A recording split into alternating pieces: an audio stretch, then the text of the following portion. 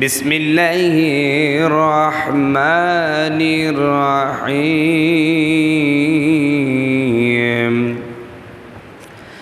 قل إن كنتم تحبون الله فاتبعوني يحببكم الله ويغفر لكم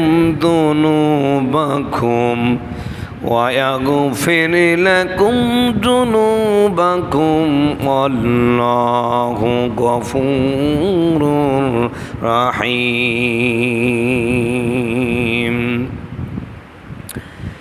وقال النبي صلى الله عليه وسلم المرء مع من أحب أو كما قال عليه الصلاة والسلام.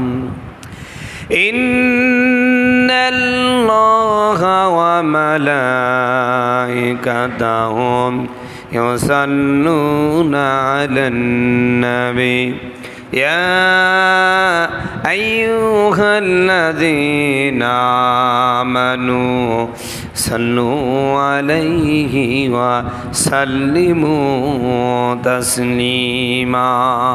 সকলে আমরা দুরূদ শরীফ পড়ি। আল্লাহুম্মা সাল্লি আলা মুহাম্মাদিন নাবিয়্যিল উম্মি ওয়া আলা আলিহি ওয়া সাহবিহি ওয়া বারিক ওয়া সাল্লিম। আলহামদুলিল্লাহ, আল্লাহ তাআলার অসংখ্য শুকরিয়া জ্ঞাপন করছি। ভাই আওয়াজটা একটু ক্লিয়ার করে দেন তো, মনে হচ্ছে হাড়ির মধ্যে আওয়াজ হচ্ছে। আল্লাহ তাআলার অসংখ্য শুকরিয়া জ্ঞাপন করছি যে আল্লাহ সুবহানাহু তাআলা আমাদেরকে বর্তমান বিভিন্ন প্রতিকূলতা কর্মব্যস্ত হতে মুক্ত করে আল্লাহর মহান হুকুম পালনার্থে পবিত্র জুমার মসজিদে সমবেত হওয়ার তৌফিক এনায়েত করেছেন। এজন্য আমরা সমস্যারে বলি আলহামদুলিল্লাহ। প্রিয় ভাই সাহেব, আমরা বিশ্বনবী মুহাম্মদ সাল্লাল্লাহু আলাইহি সাল্লামের জীবনী আলোচনা করছিলাম। নবীজির অনেক কথাই বলা হয়ে গেছে। আসলে রসুল আমাদেরকে কতটুকু ভালোবাসতেন সে বিষয়টাও আমাদের জানার দরকার। বন্ধুগণ, আমার ভাইয়ের, আমার মদিনার মধ্যে ঘটনা একটা ঘটে গেল। আমার নবীকে কোথাও খুঁজে পাওয়া যাচ্ছে না। হযরত ওমর অগ্নিশর্মা হয়ে গেলেন। তরবারি খুলে তিনি গোটা মদিনাবাসীর মুনাফিকদেরকে লক্ষ্য করে বলে, এই মদিনার মুনাফিক এবং ইহুদি সম্প্রদায়, শোনো, আমার নবীকে যদি না পাই এই মদিনার জমিনে একটা মুনাফিক আর একটা ইহুদির গর্দান আমি রাখবো না। এমন একটা জ্বালাময় বক্তব্য হযরত ওমর দেয়া দিলেন। আবু বকর বললেন, এত মাথা গরম করে লাভ নাই, চলো আমরা নবীজিকে খুঁজতে যাই, দেখি নবী কোথায় আছে। বলেন সুবহানাল্লাহ। খুঁজতে খুঁজতে রওনা হয়ে গেলেন। মদিনার প্রান্তর প্রান্তর সব জায়গায় খুঁজলেন, কোথাও পাইলেন না। হঠাৎ করে একজন রাখাল কয়েকটা উট নিয়ে তিনি চড়াচ্ছেন, কিন্তু বড় চিন্তিত রাখাল ডাক দেয়া বললেন, রাখাল, তোমরা কি আমার নবীকে দেখেছো? রাখাল বলছে, আমরা নবী চিনি না, নবীকে দেখি নাই, তবে আজ কয়েকদিন ধরে দেখছি ওই যে পাহাড়ের পাদদেশে একজন লোক এসে সেজদায় পড়ে কান্না করতেছে আর বলছে, ইয়া উম্মতি। জোরে বলেন সুবহানাল্লাহ। আমার ভাইয়েরা, হযরত ওমর রাদিয়াল্লাহু তাআলা আনহু আবু বকরকে ডাক দেয়া বলেন, আবু বকর, এমন মায়ার নবী, এমন মায়ার মানুষ, এমন রহমতের মানুষ আমার নবী ছাড়া আর কে হতে পারে? বলেন সুবহানাল্লাহ। রাখালেরা নবী চিনে না। রাখাল ডাক দিয়া বলেন, তোমাদের কেউ চিনি না, নবী চিনি না। আজ কয়েকদিন যাবৎ হলো এই যে পাহাড়ের পাদদেশে একজন লোক সেজদায় পড়ে ক্রন্দন করছে আর বলছে, ইয়া উম্মতি, ইয়া উম্মতি। পথিকেরা শোনো, এই লোকটা যেই দিন থেকে সেজদায় পড়ে কান্না শুরু করলো সেই দিন থেকে শুরু করে আজও পর্যন্ত আমাদের ওটগুলো একবার জমিনে মুখ দিয়ে কোনো খাবার খাই নাই। বলেন সুবহানাল্লাহ। ওই লোকটাও কান্দে, আমাদের উটগুলো ক্রন্দন করে, কোনো দানা পানি খাইতেছে না। আমরা তো চিন্তিত হয়ে গেছি। আমার বন্ধুগণ, আমার ভাইয়ারা, হযরত ওমর ডাক দেয়া বললেন, আবু বকর, আর সময় নাই, চলো আমরা রাহমাতুল লিল আলামিনের কাছে যাই। বলেন সুবহানাল্লাহ। হযরত আবু বকর নবীজির কাছে গিয়া সালাম দিলেন, ডাক দেয়া বললেন, ইয়া রাসূলুল্লাহ, ইয়া হাবিবাল্লাহ, আজ কয়েকদিন যাবৎ হলো আপনার নুরানি চেহারাটা আমরা দেখি নাই, আপনি সেজদা থেকে মাথা উঠান, আপনাকে একটু দেখবো। বলেন সুবহানাল্লাহ। নবীজি মাথা উঠান না, আমার নবী সেজদায় পড়ে ইয়া উম্মতি বলে কাঁদতেছেন। আমার ভাইয়েরা নবীজির কান্না দেখে আবু বকর বললেন, ইয়া রাসূলুল্লাহ, ইয়া হাবিবাল্লাহ, আপনি কাঁদবেন না। আপনার গুনাহগার উম্মতের জন্য আমার জীবনের যত আমল আছে সব আমলগুলো আপনার উম্মতের জন্য ওয়াকফ করে দিলাম। আপনি মাথাটা উঠান, আপনার চেহারা দেখব। বলেন সুবহানাল্লাহ। সম্মানিত বন্ধুগণ, আমার ভাইয়েরা, আমার নবীজি মাথা উঠালেন না। হযরত ওমর রাদিয়াল্লাহু তাআলা আনহু ডাক দিয়ে বলেন, ইয়া রাসূলুল্লাহ, এই মক্কার ভূখণ্ডে আমার চেয়ে কঠোর মেজাজের লোক কেউ ছিল না। আমি তো আপনার মাথা কাটতে এসেছিলাম, কিন্তু আপনার অনুপম আদর্শ দেখে কোরআনের কাছে আমি অপারগতা পেশ করে আপনার মাথা কাটার পরিবর্তে আবু জাহেল, উতবা, সাইবার মাথা কাটার জন্য রাজি হয়ে গেলাম। আমি ছিলাম মক্কার মধ্যে সবচেয়ে কঠোর হৃদয়ের মানুষ, সেই ওমর হয়ে গেলাম সোনার মানুষ। নবী গো, আজ কয়েকদিন হলো আপনাকে দেখি নাই, আপনি মাথাটা উঠান। আমি ওমর আপনার কাছে এসেছি, আপনি মাথাটা উঠান, আপনার চেহারাটা দেখবো। বলেন সুবহানাল্লাহ। নবীজি মাথা উঠান না। আমার বন্ধুগণ, আমার ভাইরা, হযরত ওমর ডাক দেয়া বলেন, ইয়া রাসূলুল্লাহ, ইয়া হাবিবাল্লাহ, আপনার গুনাহগার উম্মত নিয়ে আপনি চিন্তা করবেন না। আপনার গুনাহগার উম্মতের জন্য আমি ওমরের সমস্ত আমলগুলো দিয়ে দিলাম। বলেন সুবহানাল্লাহ। নবীজি মাথা উঠান না। আবু বকর ওমরকে ডাক দেয়া বলেন, ওমর রে, আজকে নবীজিকে এই সিজদা থেকে কেউ মাথা উঠাতে পারবে না যতক্ষণ না নবীজির কলিজার টুকরা ফাতিমাতুজ জোহরা না আসবে। সম্মানিত বন্ধুগণ, আমার ভাইয়ারা, আমার হযরতে আবু বকর ওমর দৌড় দিয়ে মদিনায় রওনা হয়ে গেলেন। হযরতে ফাতিমাতুজ জোহরাকে ডাক দেয়া বলেন, ফাতিমা, তোমার বাবাকে পাওয়া গেছে অমক পাহাড়ের পাদদেশে, ইয়া উম্মতি বলে কাঁদতেছেন। বাবার কথা শোনার সাথে সাথে হযরতে ফাতিমা পাগলের মতন দৌড়ে আসলেন। এসে বললেন, আব্বা, আপনি তো কোনোদিন আপনার মাকে না বলে আসেন না, আজ 3 দিন যাবত আমাকে না বলে কেমনে আসলেন? আমি তো পাগল হয়ে গেছি। আপনি মাথাটা উঠান, আপনার চেহারা মুবারক না দেখলে আমি নিশ্চিত হতে পারবো না। সম্মানিত বন্ধুগণ, আমার ভাইয়েরা, আমার হযরতে ফাতিমার কথা শুনলেন, নবীজি মাথা উঠালেন না। আমার বন্ধুগণ, আমার ভাইয়েরা, হাসান হুসাইন দৌড় দেয়া বলেন, নানা যান, আজ কয়েকদিন হলো আপনার চেহারা দেখি নাই, আপনি কি একটু মাথা উঠাবেন না? আমরা তো সহ্য করতে পারছি না। আমার নবী কারো কথা শুনলেন না। আমার বন্ধুগণ, আমার ভাইয়েরা, নবীজি খণ্ডন শুরু করে দিলেন। এমত অবস্থায় আমার আল্লাহ জিবরিলকে পাঠায় দেয়া বললেন, হ্যাঁ জিবরিল, তাড়াতাড়ি আমার নবীর কাছে চলে যাও, আমার নবীকে শোনায় দাও, আপনাকে কিয়ামতের ময়দানে এমন পাওয়ার দেওয়া হবে, যতক্ষণ পর্যন্ত আপনার একটা উম্মত জাহান্নামে থাকবে ততক্ষণ পর্যন্ত আপনি সুপারিশ করবেন, আর আমি সুপারিশ কবুল করে সবাইকেই জান্নাত দিয়ে দেব। বলেন সুবহানাল্লাহ। এমন নবী আমার আপনার নবী। ও বন্ধু, এই নবীকে যদি ভালোবাসেন, আমার আল্লাহ বলছেন, বান্দারে আমার নবীকে ভালোবাসো মানে আমি আল্লাহ তোমাকে ভালোবাসলাম। বলেন সুবহানাল্লাহ। আল্লাহর নবী, মায়ার নবী গো, আপনি নবী আমার জান্নাতের সরদার। কিয়ামতের ওই কঠিন দিনে ইয়া নফসি নফসি বলিবে, আপনি সারা নবী কে করিবে পার। কথা বলুন ঠিক কিনা? সম্মানিত বন্ধুগণ, আমার ভাইয়েরা, আমার নবীর উম্মতের প্রতি এত দয়া ভালোবাসা ছিল। আমার বন্ধুগণ, আমার ভাইয়েরা, কিয়ামতের কঠিন মুসিবতের দিনে সমস্ত নবীরা যখন আমার ভাইয়েরা কিংকর্তব্যবিমূঢ় হয়ে সবাই চিন্তা করবে না, হারে জাহান্নাম থেকে বেঁচে যায়, জাহান্নামের অবস্থা ভালো না, আল্লাহর মেজাজও বড় কঠিন। কিয়ামতের ময়দানে আল্লাহ রব্বুল আলামিনের 99টি নাম আছে, তার মধ্যে একটি নাম হলো কহার। কহার মানে হলো আল্লাহ সর্বজয়ী। আল্লাহ কঠিন রাগান্বিত হয়ে যাবে। আল্লাহ রব্বুল আলামিনের দয়া যেমন, আল্লাহ রব্বুল আলামিনের ক্ষমা যেমন, ঠিক তদ্রূপভাবে আল্লাহর রাগও তেমন। কিয়ামতের ময়দানে এমন রাগ করবেন, নবীরা পর্যন্ত ভয় পেয়ে যাবে।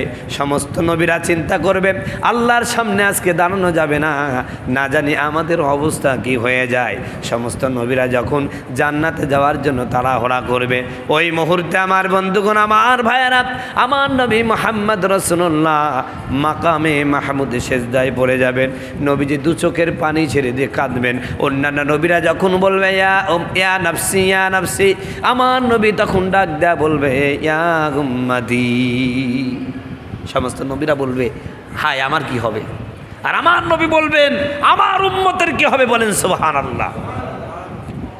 সম্মানিত বন্ধুগণ, আমার ভাইয়ারা, আমার নবীজি দু চোখের পানি ছেড়ে দিয়ে আমার আল্লাহর মাকামে মাহমুদে, মানে আল্লাহর কুদরতি পায়ে সেজদা দিয়ে তিনি কাঁদতে থাকবেন। আমার আল্লাহ ডাক দিয়া বলবেন, নবী গো, তায়েফের জমিনে আমি আপনাকে কান্দাইছি, উহুদের জমিনে আপনারে কান্দাইছি, শৈশবে আপনার মাকে মেরে দিয়েছি, জন্মের আগেই বাবাকে নিয়ে ফেলেছি, এতিম হিসাবে লালন পালন করেছি। আজকের এই কিয়ামতের কোটি কোটি মানুষের মধ্যে কষ্ট দেওয়ার জন্য নয়।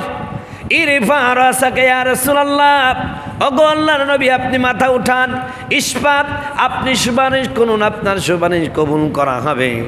আমার নবী মাথা উঠাবেন, ডাক দেয়া বলবেন, আল্লাহ, আপনার জাহান্নাম যেইভাবে আসতেছে আমার মনে হচ্ছে আমার গুনাহগার উম্মতগুলোকে খেয়ে ফেলবে।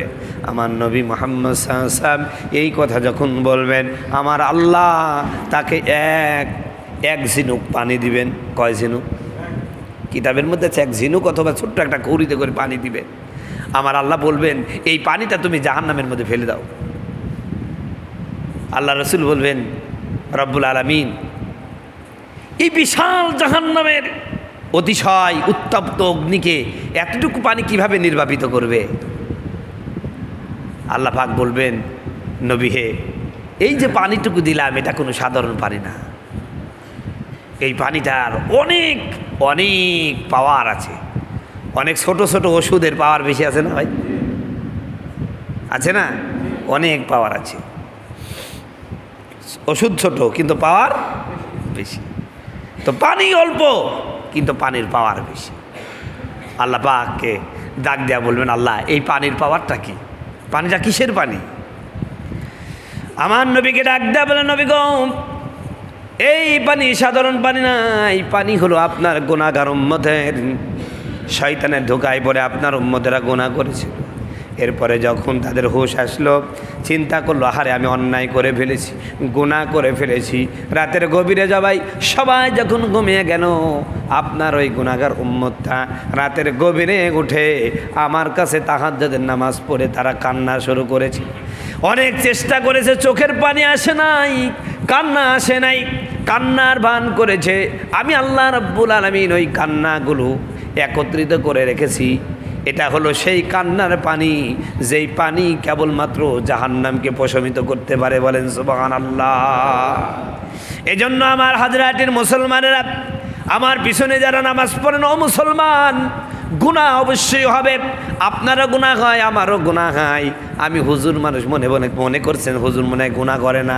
অসংখ্য গুনাহ হয়ে যায়, কিন্তু বনি আদম গুনাহ করবে, কিন্তু গুনার উপর অটল থাকা যাবে না। যখনই গুনাহ হবে তখনই আল্লাহর কাছে তওবা করতে হবে। কথা বলুন ঠিক কিনা? আল্লাহর নবী বিশ্ব নবী বলেন, কুল্লু বানি আদম খত্তাউন, আদম সন্তান প্রত্যেকেই গুনাহগার, খয়রুল খত্তাইনা তাওয়াবুন। নবীজি বলেছেন আদম সন্তানের প্রত্যেকেই গুনাহগার, তবে সর্বোৎকৃষ্ট গুনাহগার সে যে গুনাহ করার পরে আল্লাহর কাছে তওবা করে। জোরে বলেন সুবহানাল্লাহ। সম্মানিত বন্ধুগণ, আমার ভাইয়ারা, আমার নবী মুহাম্মদ রাসূলুল্লাহ সাল্লাল্লাহু আলাইহি ওয়াসাল্লাম ওই পানিটা নিয়ে বিসমিল্লাহ বলে জাহান্নামে ফেলে দিবে। জাহান্নাম ঠান্ডা হয়ে যাবে, আর তার তর্জন গর্জন শোনা যাবে না। সম্মানিত বন্ধুগণ, আমার ভাইয়ারা, আমার জাহান্নামের বিভৎস বর্ণনা সূরা ফুরকানের মধ্যে আল্লাহ পাক বলেন, ইযা রাআতুহুম মিন মাকানিন বাঈদিন সামিউ লাহা তাগাইদু ওয়া যাফীরা। আল্লাহ রাব্বুল আলামিন ডাক দিয়ে বলেন, পৃথিবীর মানুষেরা শোনো, কিয়ামতের ময়দানে জাহান্নাম যখন তর্জন গর্জন শুরু করবে, আমার ভাইয়েরা দূর দূরান্ত থেকে গুনাহগার জাহান্নাম দেখার সাথে সাথে থর করে কাঁপবে। তাফসীরের মধ্যে লেখা হয়, আকাশের উপর দিয়ে যদি চিল বা শগুন উড়ে যায়, বাজ পাখি উড়ে যায়, ওই চিল দিকে মুরগির বাচ্চাগুলো যেমন থর করে কাঁপতে থাকে, জাহান্নামকে দেখে গুনাহগাররা তেমনভাবে থর করে কাঁপবে। আল্লাহ রাব্বুল আলামিন বলেন, ইযা উলকু ফিহা বিনহা ইযা উলকু ফিহা দাইয়িকাম মুকাররানিনা দাও হুনালিকা সুবুরা। আল্লাহু আকবার। আল্লাহ রাব্বুল আলামিন ডাক দেয়া বলেন, পৃথিবীর মানুষেরা শোনো, জাহান্নামের এক একটা দেহ হবে 70 গজ লম্বা। কত গজ? 70 গজ লম্বা হবে। জাহান্নামীদের চামড়াটা হবে 70 গজ লম্বা। এই কাঁধ থেকে এই কাঁধের দূরত্ব হবে মক্কা টু মদিনা। কারণ আমাদের মতন এই সুটকু মানুষকে শাস্তি দিতে জাহান্নামের কয় সেকেন্ড লাগবে ভাই? এই জন্য আল্লাহ পাক ভালো করে যেন শাস্তি দিতে পারে গঠনটা বড় করে নেবেন। এই কাঁধ থেকে এই কাঁধের দূরত্ব হবে মক্কা টু মদিনা 500 কিলোমিটার রাস্তা। এই বিশাল দেহ বিশিষ্ট মানুষ বানায় দিবে যাতে করে ফেরেশতারা পিটায় একটু আরাম পায়। কথা বলুন ঠিক কিনা? এ ভাই, উকুন মারলে উকুনকে ভালো হাতুর দিয়ে মারা যাবে উকুনকে? তা আমরা তো জাহান্নামের তুলনায় উকুন হয়ে যাবো। এই জন্য আল্লাহ বলছেন যে জাহান্নামীদেরকে সুন্দর করে আবার মোটিফাই করবে আল্লাহ পাক, মোটিফাই করে ফেরেশতার হাতে দিবে যেন ভালো করে পিটাইতে পারে। কথা বুঝতে চাইছেন? এই জন্য এই কাঁধের থেকে এই কাঁধের দূরত্ব হবে কত? 500 কিলোমিটার রাস্তা মক্কা টু মদিনা। আর জাহান্নামীদের এক একটা দাঁত হবে উহুদ পাহাড়ের সমান। কথা বুঝতে পারিছেন? আর চামড়াটা হবে কয় গজ মোটা? 70 গজ মোটা। এইটা দিয়ে আল্লাহ বলে জাহান্নামের মেয়ে। এই এত মোটা মানুষটাকে আল্লাহ রাব্বুল আলামিন ছোট্ট ছোট্ট পিঁপড়ার গর্ত যেমন দেখেছেন, পিঁপড়ার গর্তের মতন ওই রকম গর্তে বলবে ঢুক। আচ্ছা বলেন তো, এরকম একটা দেহ বিশিষ্ট মানুষ এরকম ছোট গর্তের মধ্যে ঢুকতে পারবে? ঢোকা সম্ভব? আবার ওই গর্তের মধ্যে শুধু গর্ত না, ওর মধ্যে আবার জাহান্নামের আগুন আছে। এইবার ফেরেশতা মুগুরি দিয়ে এমন বাইরিবে পিটানির চোটে মারের চোটে ওই গর্তের মধ্যে মানুষ ঢোকার চেষ্টা করবে। কথা বুঝতে পারছেন ভাই? আপনারা বিশ্বাস না হলে সূরা ফুরকানের 2 নম্বর পৃষ্ঠা খুলে দেখবেন। আল্লাহ বলছেন মানুষ পিটানির চোটে আর জাহান্নামের আগুনের তেজে মানুষ বলবে হাই হাই যদি আমি মারা যেতাম। হুনালিকা সুবুরা, ওই জায়গায় মৃত্যু কামনা করবে, আল্লাহ তুমি আমার মৃত্যু দাও, আমার মৃত্যু দাও। আল্লাহ কি বলবে জানেন? লা তাদখুল ইয়াউমা সুবুরা ওয়াহিদা, আজ একটা মৃত্যু চাইও না, ওদু সুবুরান কাসীরা, কোটি কোটি মৃত্যু চাও, কোনোদিন তোমাদের মৃত্যু হবে না। আল্লাহ বলছেন লা ইয়ামুতু ফিহা ওয়ালা ইয়াহইয়া, জাহান্নামে তোমরা মরবাও না আবার বাঁচবাও না, মাঝামাঝি অবস্থানে রেখে দিবেন না। এই জন্য জাহান্নামকে ভয় করুন। আমার নবী মুহাম্মদ সাল্লাল্লাহু আলাইহি ওয়াসাল্লাম উম্মতকে ভালোবাসতেন। উম্মতের মাই সবসময় তিনি টেনশন করতেন। সম্মানিত বন্ধুগণ, আমার ভাইয়েরা আমার, আমরা তো মুসলমান এমন টেনশন মুক্ত, সারা জীবন অকাম করি, তারপরেও চিন্তা করি জান্নাতে মনে হয় আমাদের হক আছে। কথা বলুন ঠিক কিনা? এরকম বক্তব্য আমরা শুনছি না বাংলাদেশে? কয় আপনি যা করছেন আপনার জান্নাতে হক আছে, কথা কয় না কেন? আমাদের মতন হুজুর মানুষও কত লোককে সার্টিফিকেট দিয়েছে আপনি জান্নাতি মানুষ। অকাম কুকামের হেডমাস্টার তার জান্নাতি মানুষ করে দিয়েছে। আছে কি নাই? সম্মানিত বন্ধুগণ, আমার ভাইয়েরা আমার, আমার নবী মুহাম্মদ সাল্লাল্লাহু আলাইহি সাল্লামের মৃত্যুর পূর্ব মুহূর্তে এই আপনাদের এখানে আসার আগে পড়তেছিলাম, আমার নবীর যখন মরজে মউত অনুভব করলেন, সাহাবায়ে কেরামকে ডাক দেয়া বলেন, আমার সাহাবীরা, তোমাদের কাছে কি আমি কোনো ঋণ আছি নাকি বলো? তোমাদের কাছে কোনো ঋণ থাকলে আমারে বলো, আমি তোমাদের ঋণ পরিশোধ করে দেব। বলেন সুবহানাল্লাহ। একজন সাহাবী ডাক দেয়া বলেন, ইয়া রাসূলুল্লাহ, ইয়া হাবিবাল্লাহ, আমি আপনার কাছে 3 দিরহাম টাকা পাই। 3 দিরহাম টাকা মানে 3 টাকা পাই। নবীজি বললেন, কেমনে পাও আমার একটু মনে করাই দাও তো। সাহাবী ডাক দেয়া বলেন, ইয়া রাসূলুল্লাহ, ওই যে অমুক দিনে আপনার কাছে একজন ভিক্ষুক এসে ভিক্ষা চাইলো, আপনার হাতে টাকা দেওয়ার মতন কিছু ছিল না, তখন আপনি আমার কাছে ঋণ নিলেন, আমার কাছে ধার নিলেন, ওই টাকাটা আপনার দেওয়া হয় নাই। আমার নবী বললেন, ভালো কথা মনে করেছো। হযরতে আবুল ফজল রাদিয়াল্লাহু তাআলা আনহু, নবীজির চাচাতো ভাই, আমার নবীর টাকাগুলো তার কাছে রাখতেন।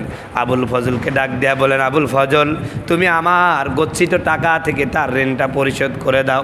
এরপরে আমার নবী ডাক দেয়া বলেন, আমার সাহাবীরা শোনো, তোমাদের সাথে আমার সাক্ষাৎ হবে কিনা জানি না, আর কেউ আসো আমার কাছে কোনো টাকা পয়সা পাবা, অথবা আমি তোমাদের মনে কোনো দুঃখ দিয়েছি, কষ্ট দিয়েছি, যদি কিছু দিয়ে থাকি কষ্ট, টাকা যদি পেয়ে থাকো, এখনই আমার কাছ থেকে সব আদায় করে নাও, কারণ আমার মনে হয় তোমাদের কাছে আর বেশি দিন থাকা হবে না। এমত অবস্থায় একজন সাহাবী ডাক দেয়া বলেন, ইয়া রাসূলুল্লাহ, ইয়া হাবিবাল্লাহ, আপনি আমার মনে একটু কষ্ট দিয়েছেন, আপনি আমাকে একদিন ছড়ি দ্বারা আঘাত করেছেন, আজকের দিনে আমি এই প্রতিশোধটা নিতে চাই। আমার বন্ধুগণ, আমার ভাইয়ারা, সমস্ত সাহাবীরা আশ্চর্য হয়ে গেছে, এ কেমন প্রতিশোধ? আমার নবীকে মেরে প্রতিশোধ নিতে হবে কেমন? সমস্ত সাহাবীরা তাচ্ছিল্যভাবে ওই সাহাবীর দিকে তাকাইলো, ডাক দেয়া বলেন, ইয়া রাসূলুল্লাহ, আপনি আমাকে মেরেছেন, আজ আমি আপনার থেকে প্রতিশোধ নিতে চাই। নবীজি বললেন, ঠিক আছে, প্রতিশোধ নেব। কি প্রতিশোধ নিয়ে নাও, সমস্যা নাই। কেমনে প্রতিশোধ নিবা বলো? কয়, হুজুর, অমুক জিহাদের সময় আমি আপনার পিছনে বসা ছিলাম, আপনার হাতের লাঠিটা যখন আপনি ছড়াইতে গেছিলেন, তখন ওই লাঠিটা আমার শরীরে আঘাত করেছে, আমি বড় ব্যথা পেয়েছিলাম। আজকে তেমন একটা ব্যথা আমি আপনাকে দিতে চাই। আমার ভাইয়েরা, সাহাবায়ে কেরাম ডাক দিয়ে বলেন, ও সাহাবী, কেমন কথা বলো? আমার নবীকে তুমি কেন মারবা? ওই মাঠটা আমারে দাও। আবু বকর ডাক দেয়া বললেন, সাহাবী, আমাকে ওই মাঠটা দাও, খবরদার আমার নবীকে মেরো না। সাহাবী কোনো কথা শোনে না, নবী আমারে মারছে, আমি নবীরে মানবো। আমার বন্ধুগণ, আমার ভাইয়েরা, নবী আমারে মারছে, আমি নবীরে মারবো। আমার বন্ধুগণ, এই কথার প্রতি তিনি অটল থাকলেন। নবীজি বললেন, সেই ছড়িটা কোথায়? এবার সাহাবী বলেন, হুজুর, আপনার বাড়িতে আছে। নবীজি তাড়াতাড়ি করে বাড়ি থেকে লাঠিটা নিয়ে আসলেন, এসে বললেন, ঠিক আছে, তুমি আমারে মেরে দাও। আমার বন্ধুগণ, আমার ভাইয়ারা, সাহাবী ডাক দেয়া বলেন, ইয়া রাসূলুল্লাহ, আপনি যখন মেরেছিলেন আমার পিঠ ছিল উন্মুক্ত, আমার শরীরে কোনো কাপড় ছিল না, আপনার শরীরে তো কাপড় আছে, আপনি কাপড়টা খুলে ফেলুন। নবীজি কাপড়টা খুলে ফেললেন, এরপরে ছড়িটা দিয়া বললেন, সাহাবী, এই নাও ছড়ি, আমি যতটুকু মেরেছি তুমিও আমাকে ততটুকু মারো। আমার বন্ধুগণ, আমার ভাইয়ারা, সাহাবীটা মারার মতন করে যে আমার নবীর পিঠটা ধরলেন, ধরার পরে নবুয়তে মোহরের উপরে একটা সুন্দর করে চুমু এঁকে দিলেন, কিন্তু তারে মারে না। নবীজি বললেন, কি বাবা, তুমি মারো না কেন? অযথা তুমি আমার পিঠের উপরে চুমু খাও কেন? ডাক দেয়া বলেন, ইয়া রাসূলুল্লাহ, ইয়া হাবিবাল্লাহ, যেই পিঠের উপরে একটা মশা মাছি বসে না, সেই পিঠের উপরে আমি কেমনে আঘাত করি? যেই পিঠের জন্য যেই নবীর শরীরে আঘাত যেন বিপরীত পক্ষ থেকে না আসে, শত্রু পক্ষ থেকে না আসে, এই জন্য সাহাবায়ে কেরাম জীবন দেয়, সেই পিঠের উপরে আমি কেমনে আঘাত করি। আমি মূলত কৌশল অবলম্বন করেছি। আমি আপনার নবুয়তে মোহরের ওপরে চুম্বন এঁকে দিলাম, জানে কিয়ামতের ময়দানে আমি আল্লাহকে বলতে পারি, আল্লাহ, তুমি আমারে জাহান্নাম দিবে কেমনে? আমি তো এই মুখ দিয়া নবীজির শরীরে চুমু খেয়েছি। বলেন সুবহানাল্লাহ। সম্মানিত বন্ধুগণ, আমার ভাইয়ারা আমার, আমি আপনাকে বোঝাতে চাই, রহমতুল লিল আলামিন, যার জীবনে কোনো গুনাহ নাই, মৃত্যুর আগে তিনি ঋণের ব্যাপারে টেনশন হয়ে গেলেন। সাহাবীদেরকে বারবার বললেন, ও আমার সাহাবীরা, তোমরা কি আমার কাছ থেকে টাকা পয়সা পাও? তোমরা আদায় করে নাও। তোমাদের মনে কি দুঃখ দিয়েছি? তোমরা দুঃখ ভুলে যাও, অথবা তোমরা প্রতিশোধ নিয়ে নাও। তাহলে আমাদের কেমন আল্লাহকে ভয় করার দরকার বলুন তো ভাইয়েরা আমার। নবীজিকে সাহাবীরা কেমন ভালোবাসতেন। একদিনের ঘটনা, আমার নবী মুহাম্মদ সাল্লাল্লাহু আলাইহি ওয়াসাল্লাম যখন অসুস্থ হয়ে গেলেন, তখন তিনি ঘরের মধ্যে প্রসাব করতেন, একটা পোড়া মাটির পাত্রের মধ্যে প্রসাব করতেন। এই প্রসাবগুলো সারা রাত করার পরে সকালবেলায় তার দাসী উম্মে আইমান তা ফেলে দিত। একদিনের ঘটনা, আমার নবী রাতের গভীরে উঠে তার ওই পোড়া মাটির মধ্যে প্রসাব করে বিছানার ওই খাটের তলে রেখে দিলেন। আমার বন্ধুগণ, আমার ভাইয়ারা, কিছুক্ষণ পরে উম্মে আইমান, নবীজির একজন দাসী, এই উম্মে আইমানের ঘুম ভেঙে গেল, প্রচণ্ড পিপাসার্ত হয়ে গেলেন। তিনি পানি খোঁজ করতে গেলেন, আধো ঘুম, এরপরে পিপাসা, তিনি বুঝতে পারলেন না পানি নাকি নবীজির পেশাবটা তিনি পান করে ফেললেন।